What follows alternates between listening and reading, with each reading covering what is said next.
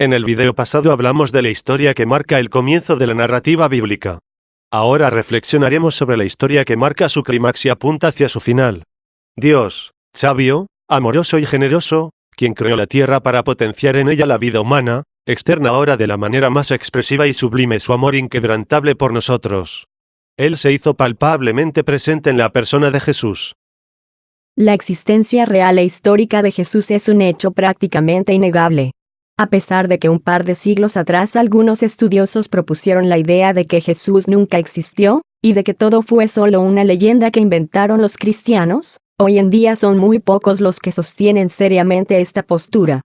Toda la evidencia histórica apunta al hecho de que, siendo César Augusto emperador en Roma, nació en Belén de Judea un bebé, a quien sus padres llamaron Jesús. Aparte de lo que la Biblia dice acerca de Jesús, contamos con algunas menciones referentes a él, por parte de antiguos y reconocidos historiadores no cristianos.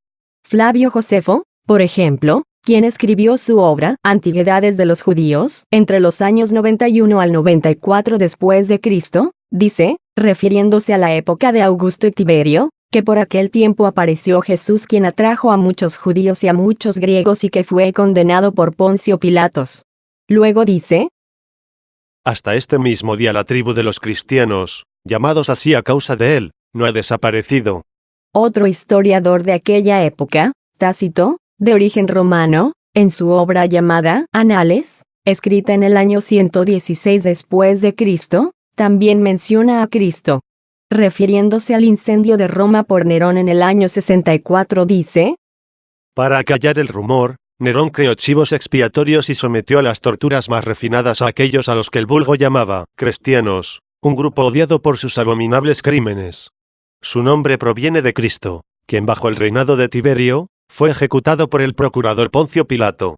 Sofocada momentáneamente, esta nociva superstición se extendió de nuevo, no solo en Judea, la tierra que originó este mal, sino también en la ciudad de Roma, donde convergen y se cultivan fervientemente prácticas horrendas y vergonzosas de todas clases, y de todas partes del mundo.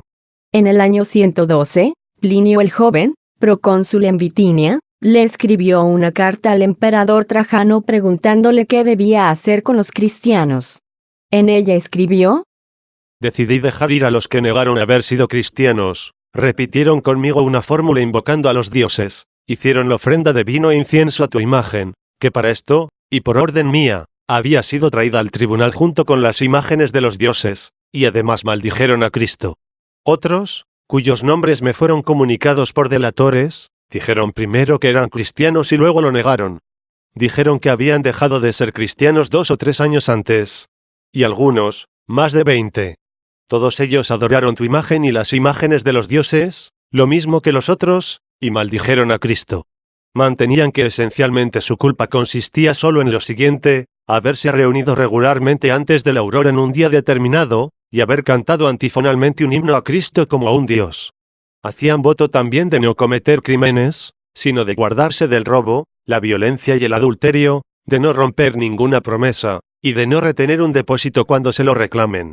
Suetonio, historiador romano, en el año 120 después de Cristo, en su libro sobre la vida de los Césares, narra cómo Claudio expulsó de Roma a los judíos que andaban siempre organizando tumultos por instigación de un tal Crestus. La mayoría de los historiadores entienden que este Crestus es Cristo, de quien Claudio y su corte tenían poca información precisa. De hecho, no existe ningún otro testimonio histórico que indique ninguna actividad de ninguna persona llamada Crestus que hubiera ocasionado disturbios entre los judíos por aquella época.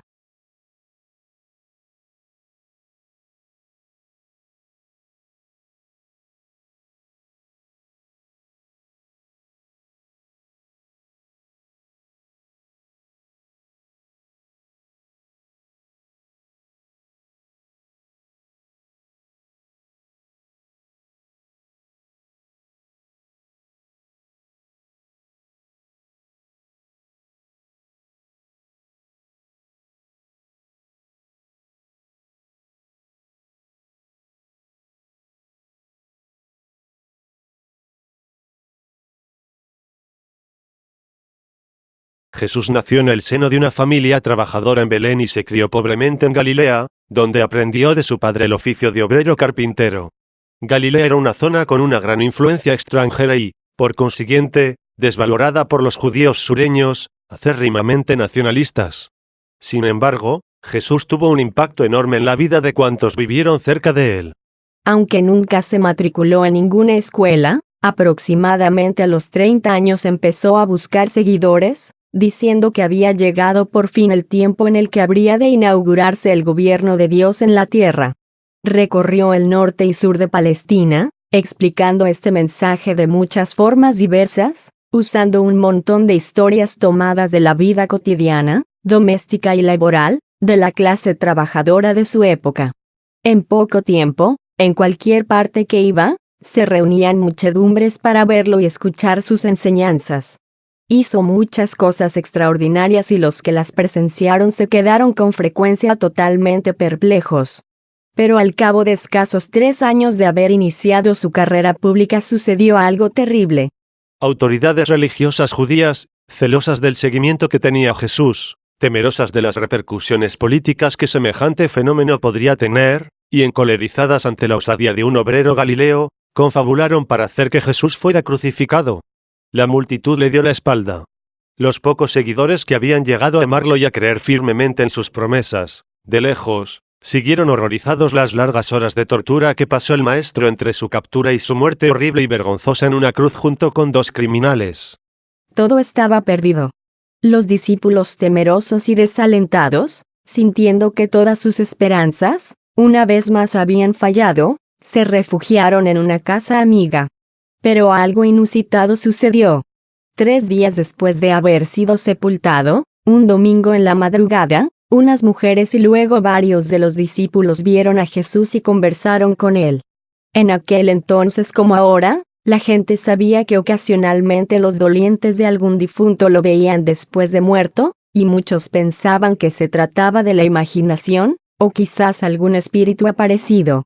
Sin embargo, muchos de los discípulos se reunieron, comieron y dialogaron con Jesús por 40 días, de suerte que no les quedó duda de que, literalmente, había resucitado. Algunos entre los judíos creían que habría resurrección de los muertos. Eran la secta de los fariseos.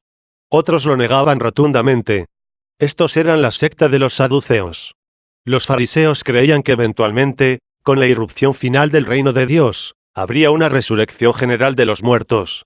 Pero ninguno creía o esperaba que un muerto fuera a resucitar, así, de la noche a la mañana, en su propio tiempo. Sin embargo, los discípulos de Jesús estaban convencidos. Por una parte, estaban las constantes apariciones de Jesús y el realismo de su cuerpo, sus palabras y su presencia. En algunos casos, incluso llegaron a confundirlo con cualquier persona común y corriente. Por otra parte, el sepulcro estaba vacío. Era un sepulcro de fácil acceso. Jesús fue enterrado en una tumba de un hombre rico, llamado José de Arimatea. En esa época aquellas tumbas eran labradas en la roca. Los cuerpos eran envueltos en sábanas y tendidos sobre un banco especialmente tallado en la peña para este propósito. Después de 1 año los cuerpos se descomponían y los restos se ponían en un pequeño osario que ocupaba mucho menos espacio. Así la tumba se podía usar varias veces para otros miembros de la familia. Por consiguiente, este tipo de tumbas contaban con un acceso que podía ser abierto en cualquier momento, como la piedra grande que tapó la tumba de Jesús. Así, el domingo en la mañana, unas mujeres fueron a embalsamar el cuerpo de Jesús y encontraron que el sepulcro estaba vacío. Otros discípulos igualmente fueron y vieron que la piedra había sido quitada y que el cuerpo ya no estaba allí. La evidencia era abrumadora. Jesús había resucitado. Este acontecimiento espectacular le abrió los ojos. Lo que ya habían empezado a sospechar acerca de Jesús era absolutamente cierto. En Jesús, el poderoso Dios de sus antepasados, el creador de todo el universo, se había hecho presente con un mensaje, una promesa y una realidad sorprendentes. Desde la sencillez y la humildad profunda de este obrero galileo, el Creador había revelado una manera nueva de ser hombre. El ser humano verdadero, el hombre del futuro, el ser humano nuevo, es un ser inspirado por un amor inmenso, capaz de entregarlo todo y de asumir cualquier riesgo o sacrificio por realizar su amor a Dios y a los demás seres humanos. En esa clase de ser humano, el poder creativo de Dios se hace presente y, en él, aparece un mundo de nuevas posibilidades. Ni siquiera la muerte puede dominarlo, y surge de la tumba como el principio de una nueva creación divina, cuyas propiedades resultan espectacularmente superiores a cuanto estamos acostumbrados en esta creación actual.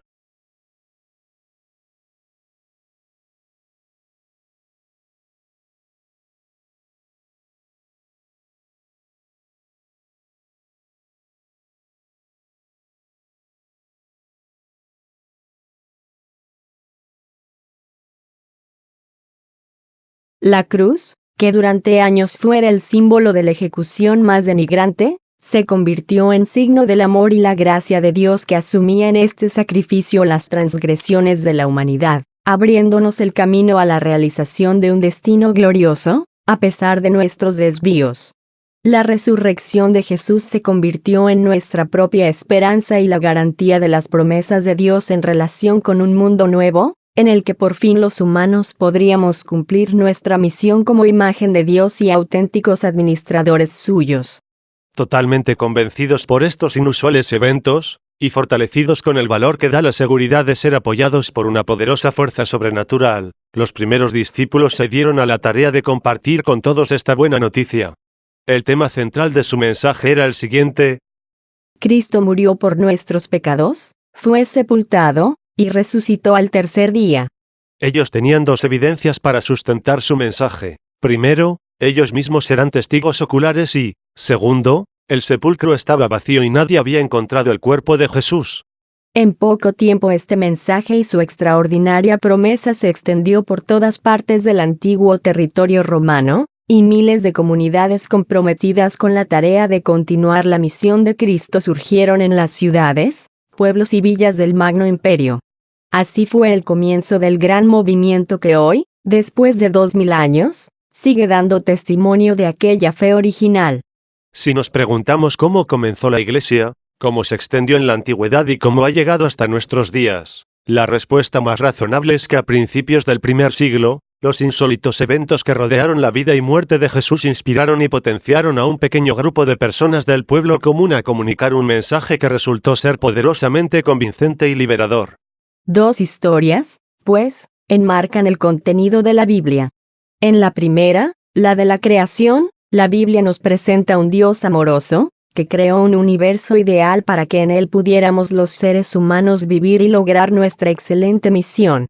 En la segunda, la de Cristo, Dios se hace presente en un tiempo y lugar específicos de nuestra historia para que, a pesar de nuestras fallas, el propósito eterno y amoroso de Dios alcanzara un sorprendente cumplimiento.